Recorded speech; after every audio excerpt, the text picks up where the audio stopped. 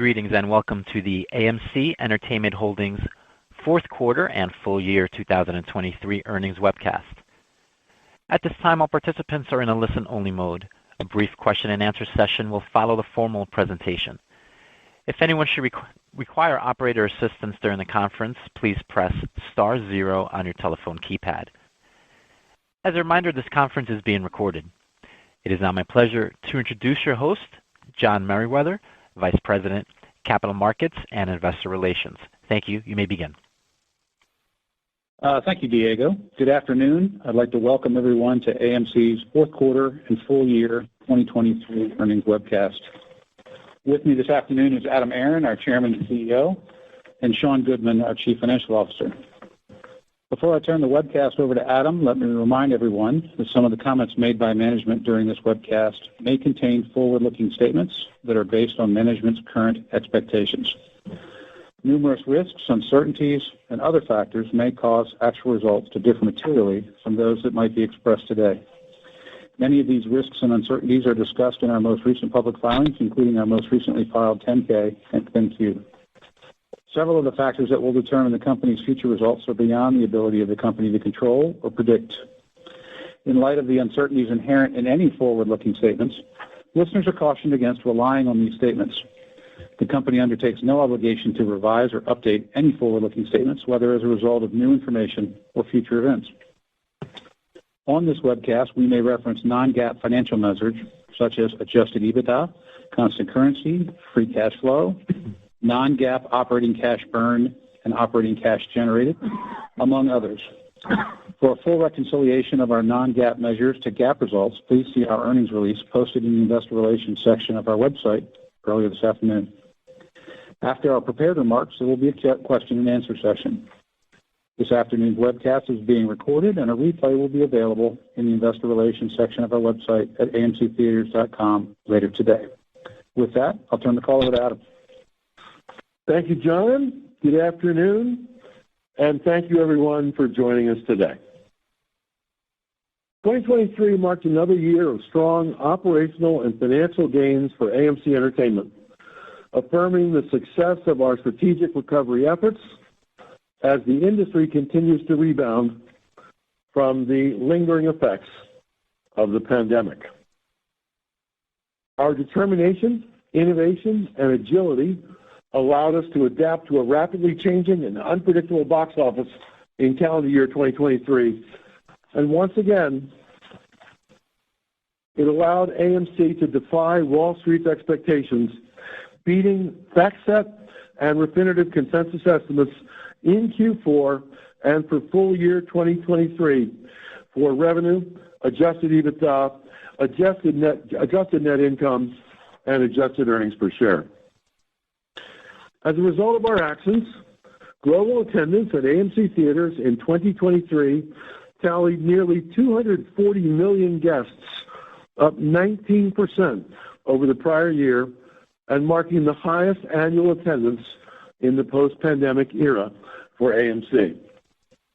When you couple our 2023 attendance growth with our all-time record-setting admissions revenue and our all-time record-setting food and beverage revenues per patron, AMC's annual revenues grew by 23%, exceeding $4.8 billion in 2023, and our adjusted EBITDA improved by $379 million to $426 million in 2023.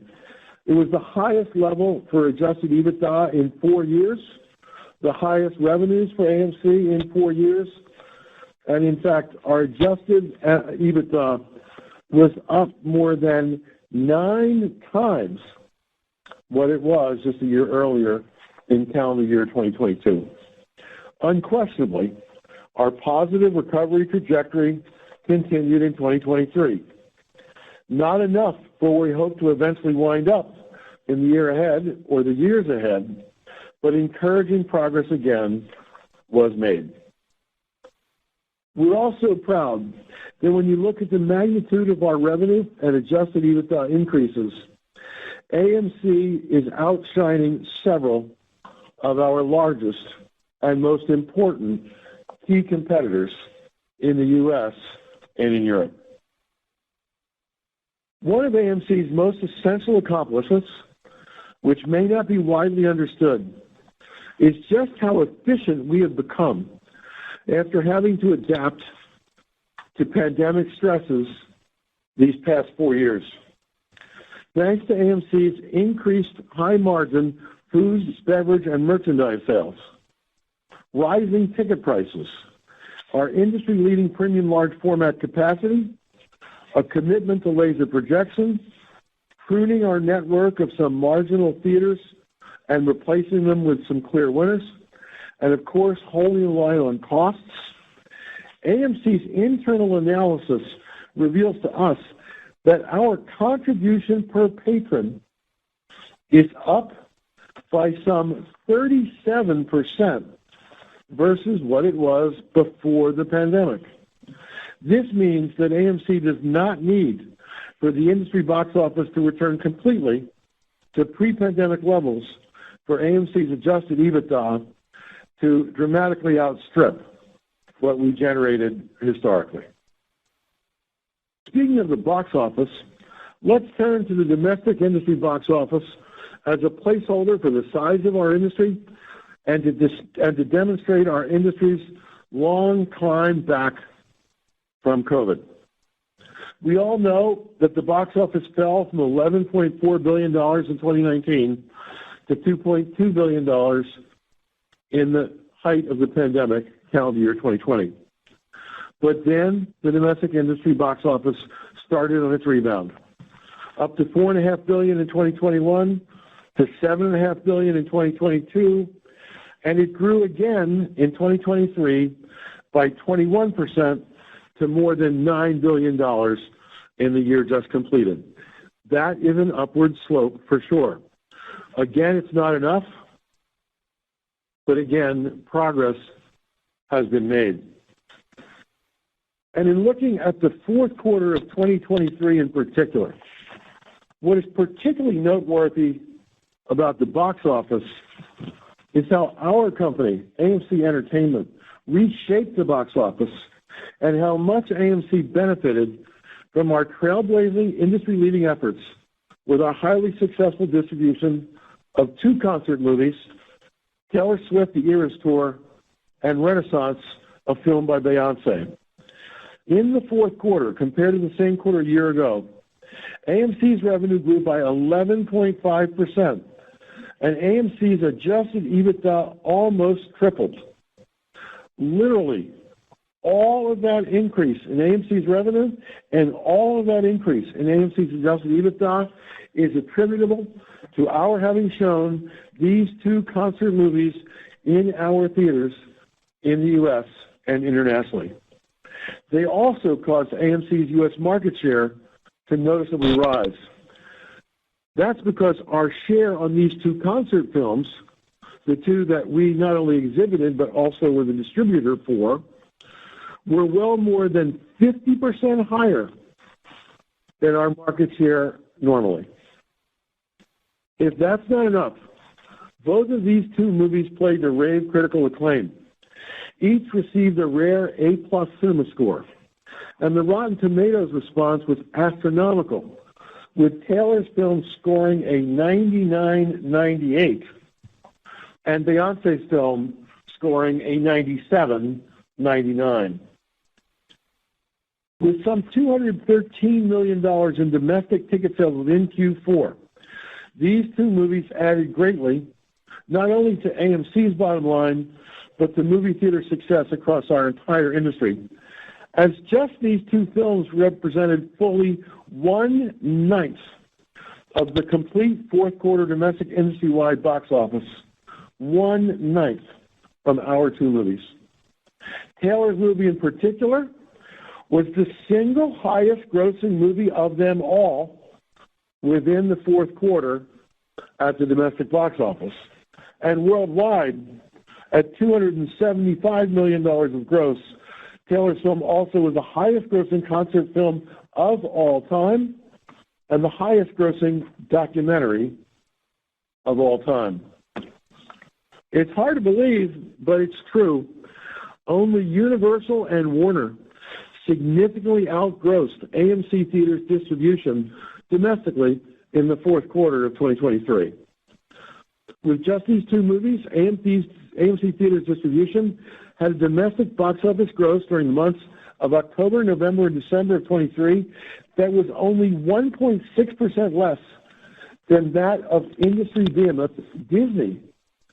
And our two films domestically outgrossed all of what was offered theatrically in the quarter by Paramount, by Sony, by Lionsgate, or by any of the other smaller movie makers. This is a stunning result, given that neither of these films were on anyone's drawing board until mid-year, and that they were the first movies ever distributed by AMC in our entire 103-year history. What a triumph for our company. To that end, it is no surprise then that our praise for Taylor Swift and for Beyonce Knowles Carter has no limit. And you will surely understand why we offer our boundless thanks to these two world-class artists for entrusting AMC to collaborate with them as to the theatrical exhibition of their two masterpiece creations. I should add that I've said before that our phones have been ringing off the hook, and I can confirm to you today that we are now in constant touch with others who are seeking to have AMC also distribute the movies of more world-class musical artists for later in 2024 and or 2025. This blending of great musicians and movie theaters is an innovation for AMC that should and will continue into the future. But make no mistake about it, as pleased as we are with the movies that we distributed, or as pleased as we are with our entire results for the entire year of 2023, 2023 did not live up to its full potential. That's because the many months of actors and writers' strikes crippled Hollywood, and they seriously hurt movie theater operators who have been forced to wait for delayed movie titles that shifted out of 2023 into future time periods. After 3 years of hard work by one and all, after theaters were closed back in 2020, the domestic industry-wide box office finally was in sight of pre-pandemic levels back in the summer of 2023. At the peak of the summer of 23, the July 23 domestic box office was actually up 6% above July of 2019, the last July pre-pandemic. And in that summer quarter of 2023, AMC generated the highest third quarter adjusted EBITDA ever. Clearly, moviegoers flock to theaters when Hollywood releases films in quantity and in quality. Just think, Barbie and Oppenheimer. Or for that matter, think of what came out of Leawood, Kansas, Taylor Swift, the Eras Tour, among others. But the strike of 23 clearly interrupted that momentum that was pushing us to above pandemic norms in the middle of last year. The strikes in Hollywood led to the fourth quarter domestic industry-wide box office being down 35% versus pre-pandemic 2019. The January-February 2024 domestic industry-wide box office was down about 45% versus the same months of pre-pandemic 2020. We point this out not to alarm you or to whine about it, but instead because we want everyone to realize that by the middle of 23, we had finally emerged from the cloud of the pandemic. But then the strike hit and sent us back into the soup. However, At AMC, we believe that the strike impacts will only be short-term in nature. AMC believes that the box office will start to strengthen again as soon as this coming month of March, in some of the summer months of 2024, and especially in the latter third of this year. And over the medium term, we are both bullish and optimistic. With all the caveats that no one's crystal ball is perfect, at AMC, we currently believe that the industry box office in 2025 will be robust. We believe it will grow by $1 billion to $2 billion or more in size over what will be the box office in 2024. With that as an introduction to our results for the quarter and the year, I'll now pass the webcast over to Sean, our Chief Financial Officer, to provide more details on our quarterly and full-year financial results, and especially to share with you the progress that AMC has made in reducing our debt and in bolstering our cash reserves. After that, I'll return to provide you with my further take on where we are at the moment as a company and share some other news that may be of interest. Sean? Thanks, Adam, and thank you to everyone for joining us this afternoon. I'd like to start my prepared remarks by briefly looking back over the last 4 years. No doubt our business has experienced challenges like never before. First, we had the COVID pandemic, then the Hollywood strikes, and all this while we managed through supply chain challenges and interest rate increases that have just put enormous pressure on our cash flows. Yet today, our business is remarkably well positioned to thrive as the box office recovers towards pre-pandemic levels. Over the last 4 years, we've improved our per-patron revenue and per-patron profit quite considerably. In 2023, our consolidated per-patron revenue was around 32% higher than in pre-pandemic 2019.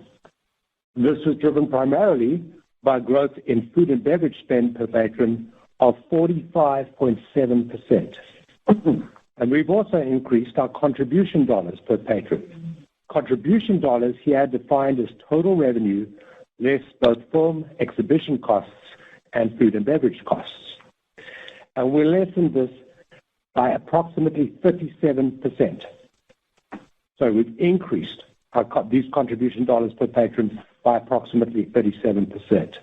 At the same time, we've worked hard to enhance our theater portfolio. We've been closing underperforming theaters and opportunistically opening higher-performing theater locations. As an illustration of the impact of the changes that we have made in our business, consider for a moment the following. In 2023, our domestic attendance was 32.3% less than in 2019. At the same time, we were able to keep revenue per screen flat with 2019 and increase our contribution dollars per screen by approximately 4.3%. So with 32% lower attendance, our contribution dollars per screen actually increased by 4.3%.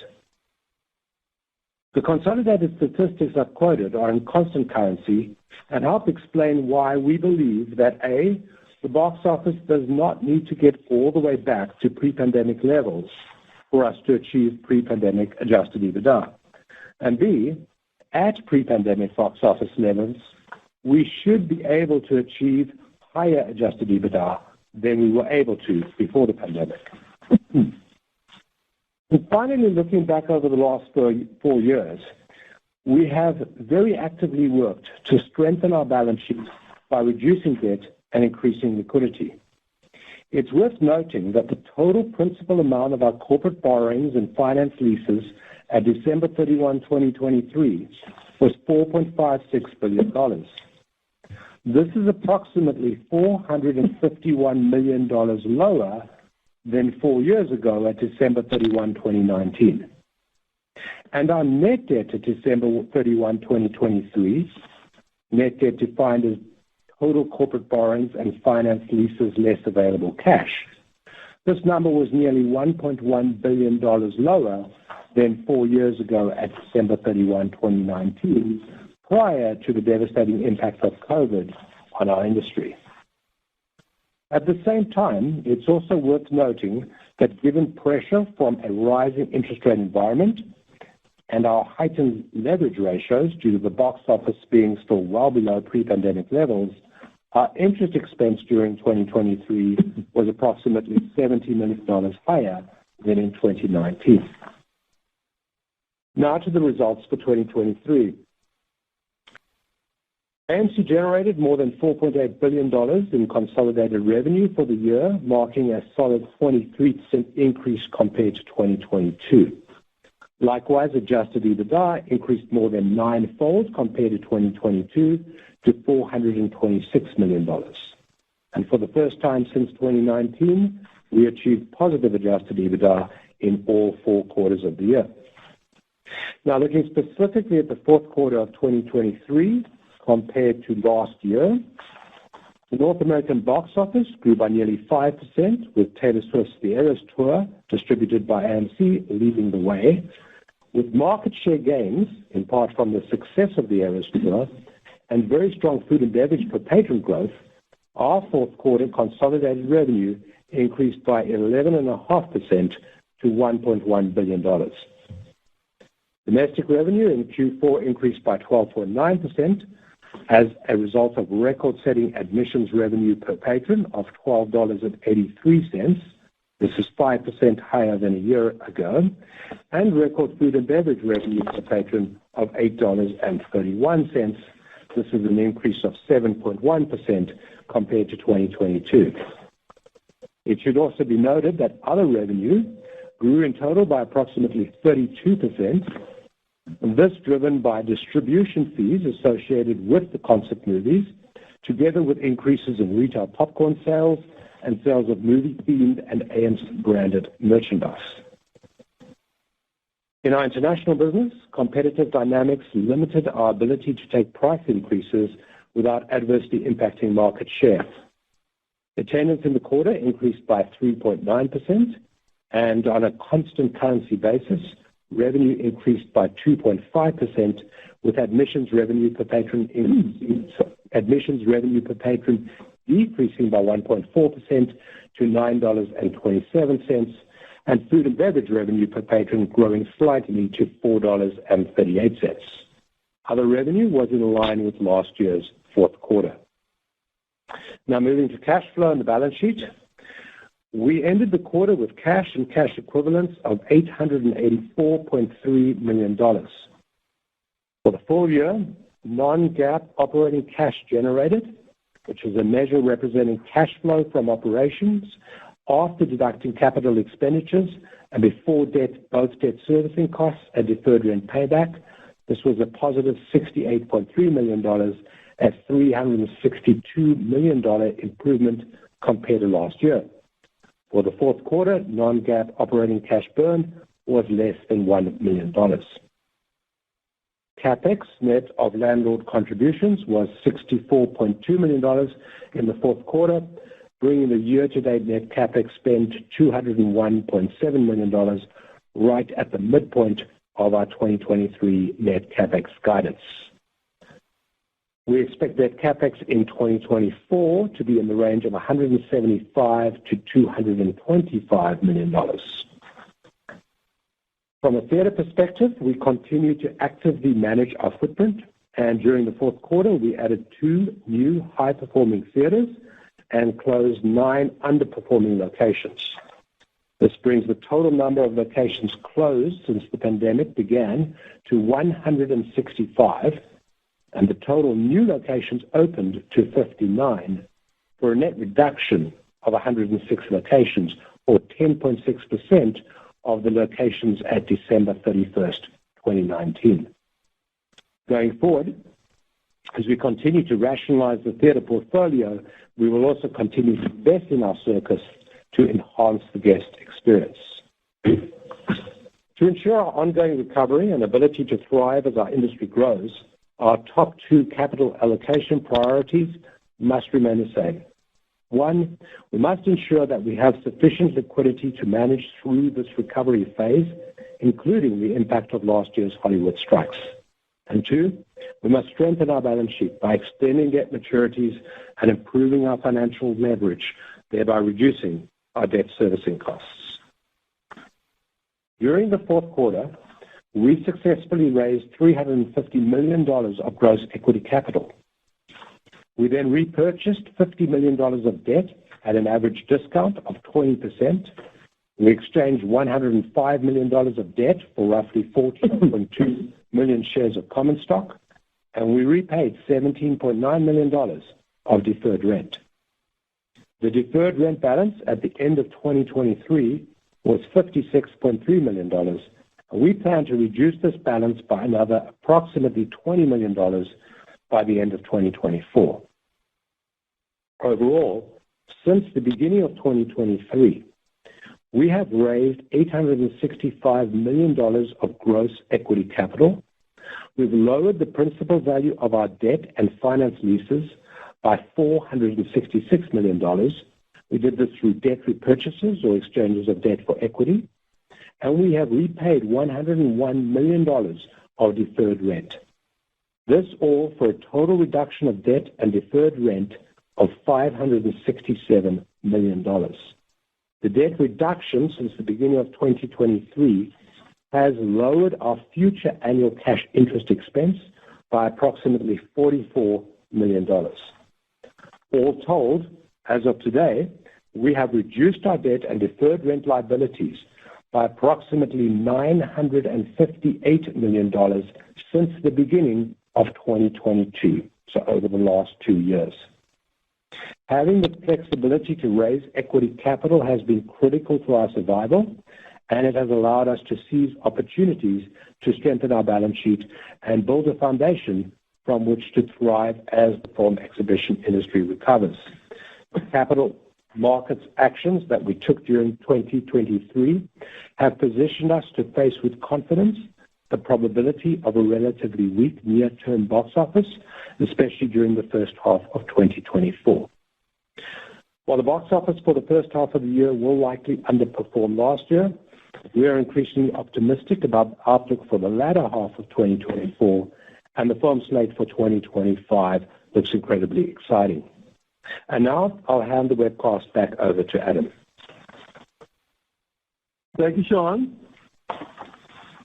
As I said earlier, and as our financial results prove, 2023 was clearly another year of recovery and improved performance for AMC. But it was not a good year for our shareholders. Adjusted for stock splits, the AMC share price has fallen to a fraction of where it was as recently as last summer. And I promised our shareholders that I would use this earnings webcast as a forum to provide them with some straight talk, to give them my take. So here's my take. There is so much garbage information floating around Twitter, YouTube, and other corners of the internet about AMC. Conspiracy theories abound, facts are distorted, bad motives are assumed when the exact opposite is true. So I want to address some of these issues so you get the straight scoop. I can't address all of those issues in the limited amount of time that we have, but I do want to address some of the most important.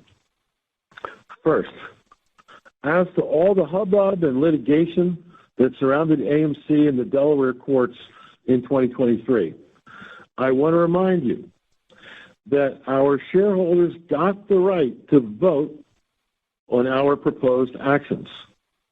And not only did the preferred shareholders vote in favor of what we did last year, but also of the common shareholders who voted, their count also was in the affirmative by a wide 72 to 28 margin. Then the Delaware courts ruled that the company could settle the litigation surrounding those shareholder votes and proceed to implement exactly as our shareholders voted. Second, as to dilution, back in the summer of 2021, it's a long time ago, after it was clear that shareholder sentiment was not wholly supportive of more equity sales, we said there would be no more in 2021, and we kept our word. Some critics, assigning us bad motives, were convinced that we would start more equity sales in the very first week of 2022, since the commitment we made only incorporated 2021. But they were wrong. We sat on the sidelines for almost 8 months in 2022.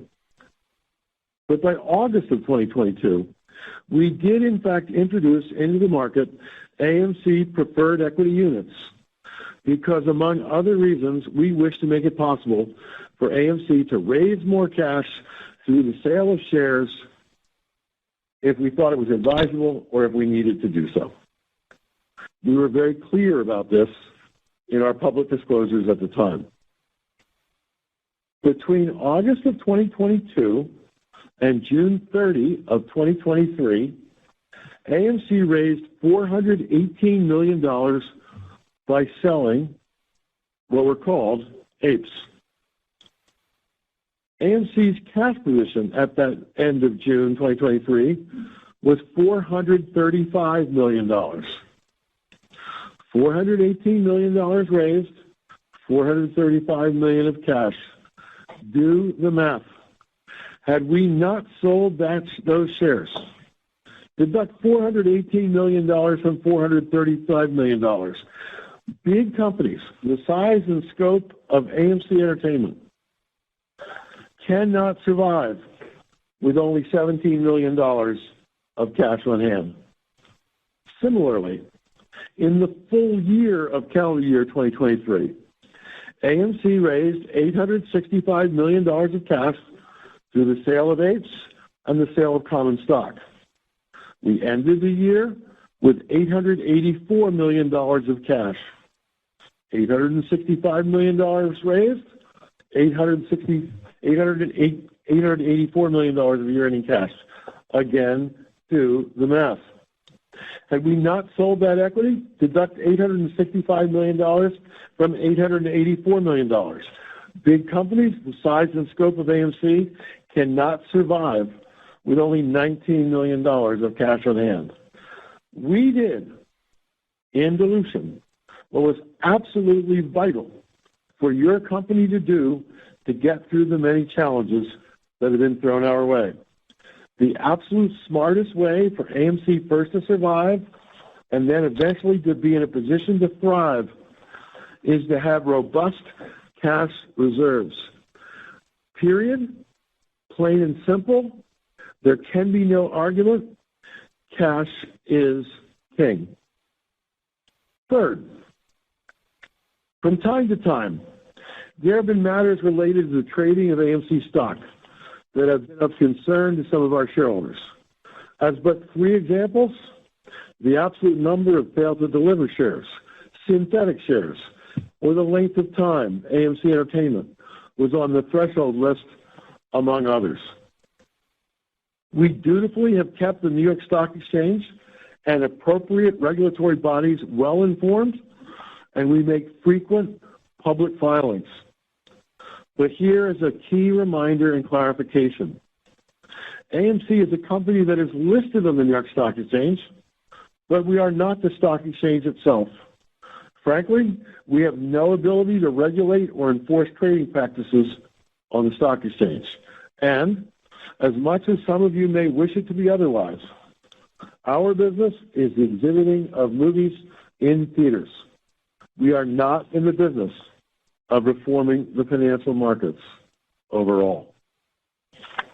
Then, as to our motives, it's disappointing how many people out there type into their Twitter feeds that the management team at AMC is somehow actively working against the interests of our retail shareholders and instead is nefariously on the side of evil, the so-called hedgies. A company that does not post the kind of improving financial results as AMC just did today, if one is out to sabotage one's owners. One does not sell $54 million of movie-themed merchandise in our theaters and online, as AMC did in 2023, versus virtually no sales of such items only a few years ago, if their motives are impure. I should point out, by the way, that selling merchandise was an idea that came in from our retail shareholders, by the way. Similarly, one doesn't launch popcorn to the home or blaze new trails with innovative concert movies that have been incredibly profitable and reputationally enhancing for AMC if one is trying to undermine our company's success. So given all that, then why has our share price been falling? Are those conspiracy theories right? There are many, many complicated factors that affect any share price. Some well understood, some not so well understood. But my own view is pretty basic and overarching. It is this. It has taken way too long for the entire movie theater industry, including AMC, to recover in attendance or to recover financially from the impact of COVID. Also bad, just as adjusted EBITDA in the summer of 2023 was returning to more acceptable pre-COVID levels, no one needed for the movie industry to be paralyzed by debilitating strikes, which will temporarily challenge AMC earnings in 2024. We believe there are numerous other reasons, too, like rising interest rates and inflationary wage and cost pressures, among many others. But in my mind, the key issues are, first, the long, drawn-out recovery, and then the strikes of 2023, combined with the steps we've been forced to take to wade through 4+ years of a depressed box office. These are the issues that have pressured AMC share price. So let's cut to the chase. Looking ahead, is there hope? As I stated earlier, the box office should start to strengthen beginning as soon as March, a month that starts a mere 2 days from now. It should further pick up later in 2024, and the box office for 2025 could be very favorable, as movies that might have been released sooner finally get released in 2025. So yes, in my view, there's good reason to be optimistic. That optimism notwithstanding, AMC must continue to address our debt load, extend our debt maturities, currently mostly in 2026, and push them out into later years, and also to ensure that our cash reserves remain robust. That is the recipe for success. Remember what I said earlier on this call. Cash is king.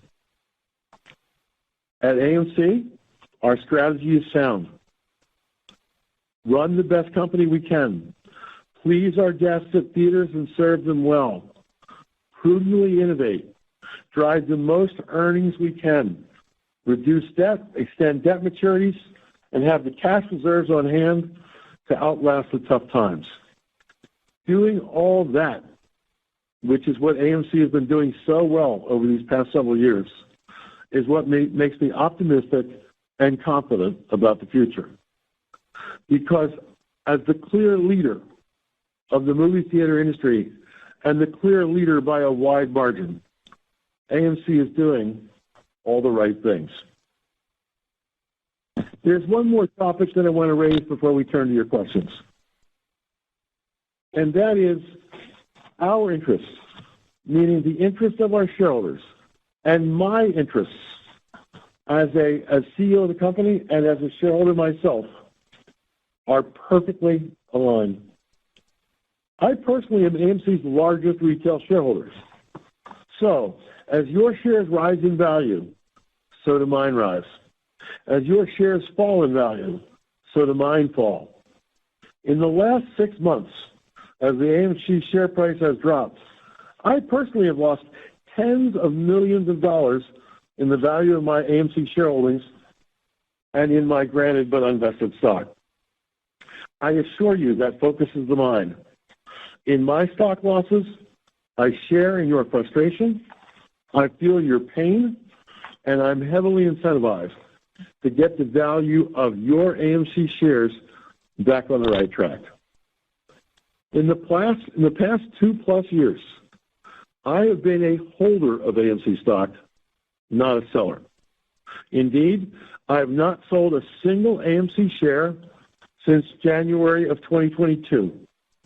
While I have forfeited granted shares on the same day as they vest to pay the federal and state income tax withholdings that are immediately due upon that vesting, I have not sold even one share in the marketplace, not one share in the last 25 months. I wrote often on Twitter that I ride with you. I am a shareholder. I am holding. I'm not selling. I ride with you. So when you get well financially with AMC, I will too. But if you're hurting from that investment, I believe that I too should be hurting with you as well. Therefore, to prove that these words are not hollow and to show executive leadership from someone who is in your foxhole, I want you to know that I recommended last week to the AMC Board of Directors that for the next 12 months, starting right now, my target compensation should be substantially reduced. While my actual compensation can be at the target, below the target, or above the target based on the company's financial results, the board and I agreed that my target compensation will go down right now as we move forward by 25% versus the previous year's target.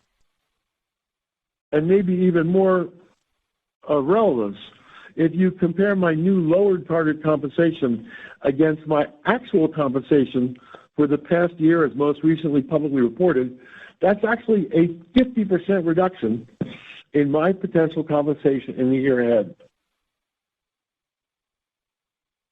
There's no anguish in my voice about that. That is what a CEO of a company like yours should do, because I mean it when I say that I ride with you. You now know what I think. 2023 was a year of superb achievement and innovation at AMC. And fortunately, AMC starts out 24 with $884 million of cash. Cash is king. I've said it multiple times, and that is the guiding philosophy that has caused this company to stay in a leadership posture no matter what the world threw at us starting at 2020 and since. While the box office took a 5-month downturn starting in October of 2023 because of the long strikes in Hollywood, things will pick up considerably soon, and then again later in 2024. And 2025, which in the grand scheme of things is right around the corner, could be a gangbusters year, both for our industry and for AMC as a company. We are in this together, you and I, and here's hoping that we all are smiling as we head in the next year. With that, Sean, let's move to questions from analysts and from our shareholders.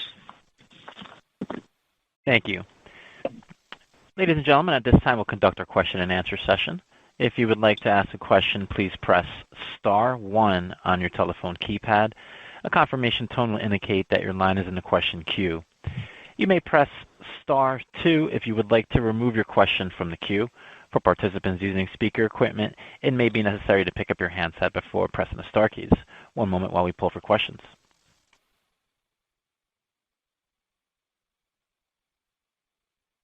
And our first question comes from Eric Wold with B. Riley Securities. Please state your question. Hey, good afternoon. Thanks for taking my call. Adam, I want to go back to kind of one of the parts of the business that's, I think probably not as talked about, but the distribution business. I think, one of the knocks on the overall exhibition business in general for years has been that, the availability of content, was largely out of control. So when you get things like, the pandemic or strike, there's little you can do to kind of drive content into your theaters. Obviously, this changes somewhat with what you did with Taylor Swift and Beyonce. I guess as you continue to build out that business, I know you talked about you're in discussion with other artists for releases later this year or the next year. I guess any sense of what you think the annual opportunity could be for revenue and EBITDA from that distribution business? And then, what do you think is the ability of AMC to kind of move outside of the concert or kind of musical film genre into other genres that may be, more direct competition with some of the other larger distributors out there? Well, Eric, look, you're entirely right that if you look at the single biggest challenge that our industry has faced since the reopening of theaters at the end of 2020, it's in the lack of content. And we took matters into our own hands in 2023 with Taylor and Beyonce and had two grand successes. That causes us to want to do more. We certainly got the attention of the best musical artists in the world, and so there will be more of those. I don't want to quantify it. I've got a good sense of it, but I don't want to quantify it quite yet. Let's land some contracts for future concert films, and then we'll have a better sense of what you can count on reliably. But who knows where this will lead? There's other alternate content that we could focus on other than just concert movies. We could look to comedy. We could look to sports.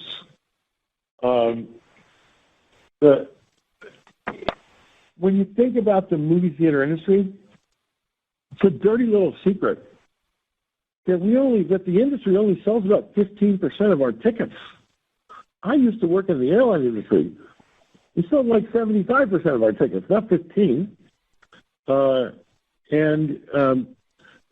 has to be ways to create alternate content that will not replace what Hollywood's doing, but will augment what Hollywood is doing by filling some of those empty seats that are just sitting there waiting to be filled.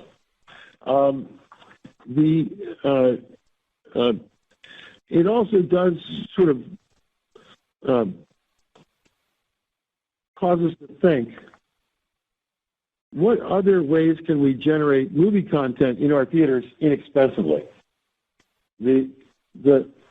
I don't think you'll ever find a situation, where AMC is writing a check for $50 million or $100 million or $200 million to make movies.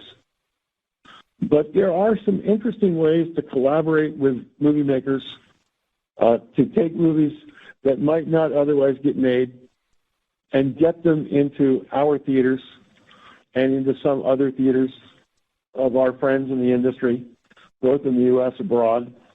So this whole notion of how do we increase content is something that's completely in our wheelhouse, and it's a direct result of our success in what we've tried to do in the fourth quarter and succeeded with Taylor and with Beyonce.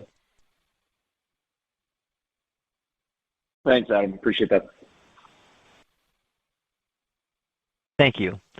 I'll now hand the floor back over to Adam Aron to take some retail shareholder questions. Thank you.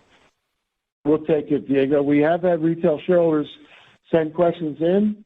Sean, what do they want to hear about? Yeah, sure, Adam. So the first question is generally about the industry recovery, which we've certainly been talking about a lot today. But the question relates to, with players like Amazon and Apple entering this business, is it likely that we can see the release schedule really increasing past pre-pandemic levels in the future? Well, that's a good question. But before we talk about whether we get beyond pre-pandemic levels, let's talk first about getting to pre-pandemic levels. Because as we sit here today, the movies released by the major studios are down about 25% from the quantity of pre-pandemic releases. The good news here is, as you know well, we talk to every major studio every week of our lives here at this company, and we know that studio after studio after studio sees the opportunity for them that can come from achieving high theatrical grosses, and one studio after another is doing all in its power to increase their release schedules, to get the release schedules first back up to pre-strike levels, and then hopefully even higher levels than that, moving back closer to pre-pandemic levels. Yes, it's true. Apple and Amazon are making movies. They're releasing those movies theatrically. We're working very closely with each company. Happily so. We welcome them to the party. We have enough screens in our company and in our industry to accommodate whatever supply of content all these studios can produce, and then some. I would point out that one of the comments in my prepared remarks that's so important is we've done so much in the past 4 years to make this company more efficient. Our profit per patron is up 37% from where it was when we entered the pandemic, which means we don't actually need the box office to come all the way back to pre-pandemic levels. We don't need attendance to come all the way back to pre-pandemic levels because we're making so much more profit from each guest who is in our theater. As for whether, in fact, and when the box office does cross that pre-pandemic hurdle and crosses $11 billion, we'll all find out together. Great. There's related to that, there's some questions about diversification and what revenue diversification opportunities exist to grow and enhance our business. So I don't think anyone's worked harder at diversifying their revenue streams in our industry than AMC has in the past few years. And some of them have been quite high profile. Things like giving Orville Redenbacher some competition on the shelves at Walmart with our popcorn lines that we took to the home, which are selling extremely well at Walmart. And we just literally in these very months are in the process of having extended our retail presence to Kroger and to Publix. We also went up on the Amazon Marketplace. So that's an example of diversifying our revenues. We launched our candy line, I guess it was in December, I think, at our theaters. I've tweeted publicly about maybe coming up with a house wine or a house beer. Beyond that, though, I think the single biggest, most successful diversification play we've had so far is what we've done with movie-themed merchandise. As I said in the prepared remarks, we sold $54 million of it in 2023. And like 3 years earlier, we sold nothing. $54 million from nothing. We continue to be intrigued by diversification, and there are other diversification opportunities, but I think it's really important to say this. We work very hard to bring all that cash into our bank accounts, as you know. And 2024 could be a challenging year, especially early in the year. We need to husband all of that cash and treat that cash as being very precious because it's the thing which assures our survival going forward.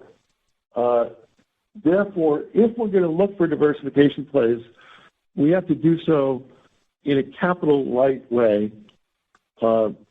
We have to be able to diversify spending very little money to do so, because the smartest thing we can do with our cash right now is keep it for a rainy day. Questions here on loyalty programs. There's quite a few questions on the loyalty programs. And people are asking if there's an update to the loyalty programs coming, any ideas such as bringing a friend along for A-list members in exchange for a fee, perhaps, or a family plan for A-list or other new creations for our loyalty programs? There are a lot of ideas about our loyalty programs. Our marketing department right now is in the process of testing some things we've given a lot of thought to. A-List is of great appeal to us. Of course, it's been a very successful program for our company. The most important marketing program this company has ever had is our Stubs frequent moviegoer program. And there are a lot of interesting things that we might be able to do to make Stubs appeal to more people and to cause people who are Stubs members to attend more movies. There are interesting things afoot about how might one qualify for Premiere, as an example. There are other possibilities of, we have 3 tiers in the Stubs program right now: the free insider tier, the paid Premiere tier, and the A-list tier.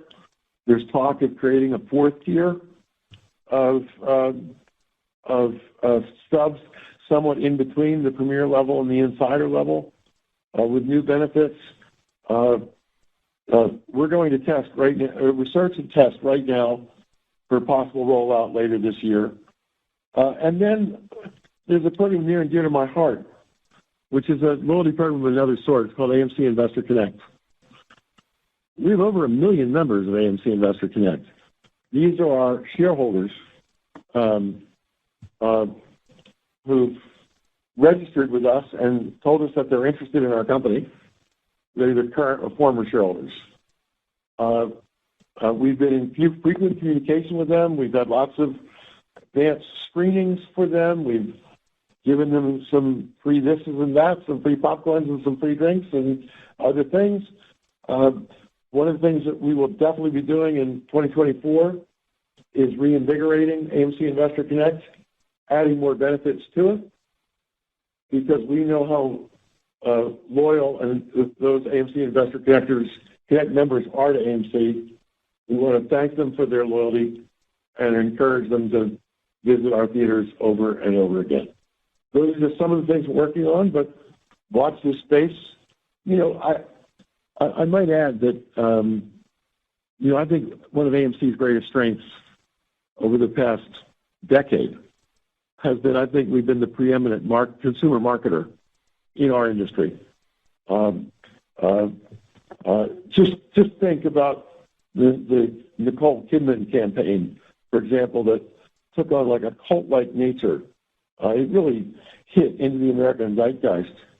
And one of the things that I think is fun about that is if you go to an AMC movie, there's something called the pre-show. It's the thing that comes up just before the trailers run and before the movies run. And for the first time in 4 years, starting in a couple of days, we're putting up a new pre-show on the screen. We think it's kind of beautiful and spectacular. We think people will like it. But one of the intriguing little twists is we're moving into phase 2 of the Nicole Kidman campaign. For the last 3 years, we've got a 60-second Nicole commercial, the same one that's appeared over and over before every movie start. And starting March 1, we're going to show 3 different 30-second Nicole Kidman commercials before the movie starts on a rotating basis. You won't get like 3 in a row when you go watch one movie, but as you watch movies going forward, you'll see 3 different Nicole spots that kind of randomly will appear in our theaters prior to the show. We're very good marketers. We use that for the benefit of driving revenues, and as you saw, our revenue growth in calendar 23 and in the fourth quarter of 23, we outpaced just about everybody in our industry. Something new and exciting for people to see when they come to our movie theaters. I think we've got time just for one more question, which is related to capital expenditure. And the question is, what is sort of the ongoing CapEx level that we would expect over the next 3 to 5 years? The questioner here notes that pre-pandemic we were spending around $500 million per year on capital expenditure. What should investors expect going forward? So for the past couple of years, we've been in a landscape of $150 to $200 million of annual capital expenditures. About 150 of that is to what we call maintenance capex, to just keep our theaters in good shape. You can't run a movie theater with a leaky roof, or an air conditioning unit doesn't work, or a projector that doesn't show movies. And then some of that capex has been used for enhancing our IT systems and growth-oriented projects, bring some spot acquisitions. You said we added 59 theaters into our system over the past several years. Some of our capex goes to bring those new theaters into our system. As you look ahead, those years of $500 million capex, those were in the days when we were, renovating, putting in reclining seats and 50, 60, 70 theaters a year. That spurt is way behind us. So I'd say that with one caveat, people should be expecting capex in the $200 million range going forward. And that caveat is this. Because of the tough years that we've had with respect to earnings over the last few years, we've put a tight lid on capital expenditures. It was crucial for us to keep cash in the bank and not necessarily spend it all.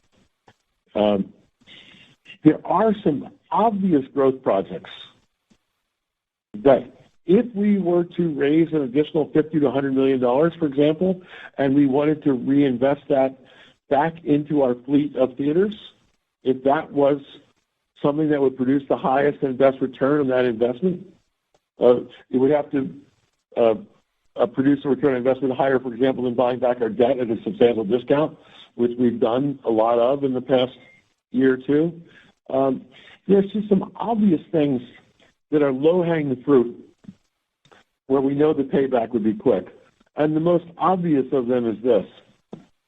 AMC has the largest number of premium large format screens of any movie theater chain in the world, and it's not close. We are 50% of all IMAX screens in the United States, for example.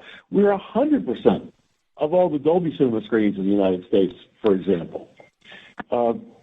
And what we've seen is that our premium large format screens command a price in the market that's about 30% higher than the normal so-called 2D auditorium price. They sell out first. The typical seat in a premium large format screen is sold 3 to 4 times more than the typical seat in an auditorium that's not a premium large format screen. And I could easily see us, we have about 600 or so premium large format screens around the world. I could easily see us adding another 150. And we would get a great return from that, but it's not a cheap endeavor. And we'd have to be very careful about how much money we invest and doing it at the right time. So I don't want to say that there's a lid on CapEx spending of $200 million because there are some low-hanging fruit, no-brainer ideas on how we could further drive profitability if we do have additional CapEx dollars to spend. Right. So I'm looking at the clock. We're past our hour, so we're going to bring this webcast to an end. I'd like to leave you with the final simple thought. 2023 was a superb year for this company on the march to getting back to pre-COVID levels of profitability. 2024 is going to be a bit harder,